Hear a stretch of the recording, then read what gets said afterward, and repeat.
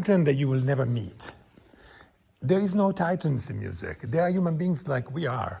The difference is that they didn't have phones, they didn't have photocopy machines, they didn't have books already pre-printed. They had a harder life and made them what we think today they are titans. For example, Mozart. What made Mozart Mozart? He didn't have his father was a musician, he had music because the father could compose, but he had to go with his mother with the horses and carriage through the Alps from Austria, Salzburg, all the way to Bologna in Italy, and then be in a monastery university of the time with candles, copy music, hundreds of pages a day, every day, doing even the pentagramma, the lines, and feel the music. At a young age, as a boy, as a little kid, he was copying music, copying music, copying music. Each one of you, if I made you copy music every day, 100 pages a day, by hand, in your own handwriting, 1 year every day, you all become Mozart. You don't need to do 10 years. 1 year, every day, 100 pages, copying with a candle, every day. It's important, because the candle means that you do at night, you do in an environment that is not easy to read from, and so forth. So they are not titans, they are normal human beings. Chopin, you mentioned Chopin before. Chopin, you know Chopin with the history of Poland.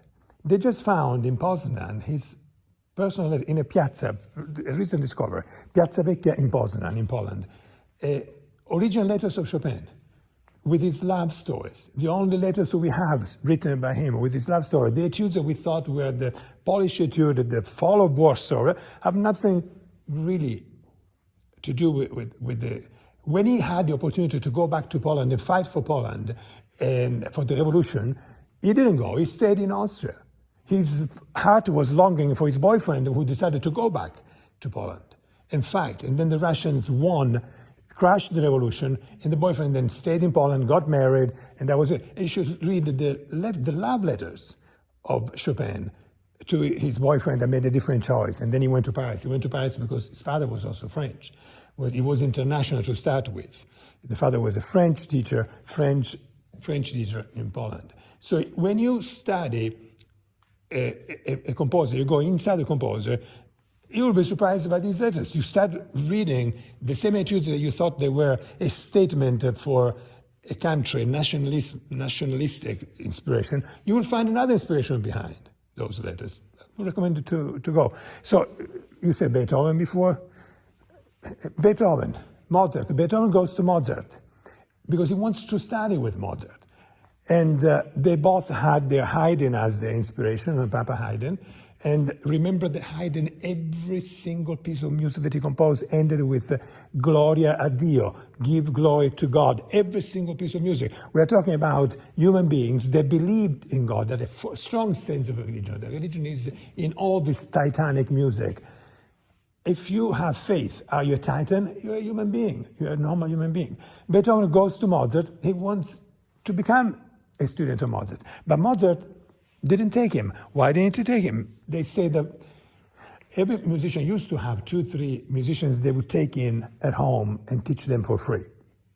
But Mozart at the time wanted to take Beethoven, but he actually needed money. Mozart was not good at managing money.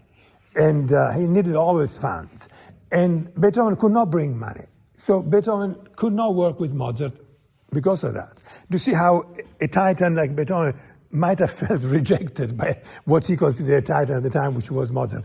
All these people have gone through problems of self-esteem, of physical problems. For example, Bach, Handel, they were born at 60 kilometers of distance in Germany, one from the other one. Handel made this enormous career, and then crowning the career in London with tons of money, like an equivalent of Rossini, not this major production, major composer. Bach, 60 miles away. They met one time, but Bach eventually went to Handel. They said they never met. Bach was walking hundreds of kilometers to go and audition for a position in a church. He would walk 200 kilometers to hear a performance of his favorite organist of the time, Buxtehude. 280 kilometers, 300 kilometers, walking with his friend to go there and listen. He wanted to audition for a job, for an organist job, but one of the conditions, for example, was that you had to marry the daughter of the organist that was retiring. And Bach decided to marry his cousins instead, for example. You know, if you go into their life, you will find them relatable, human, so much more than we think. So I encourage you to go into the Titan music because their music is titanic, but they were normal people with normal lives. Yeah. Lots of Yeah.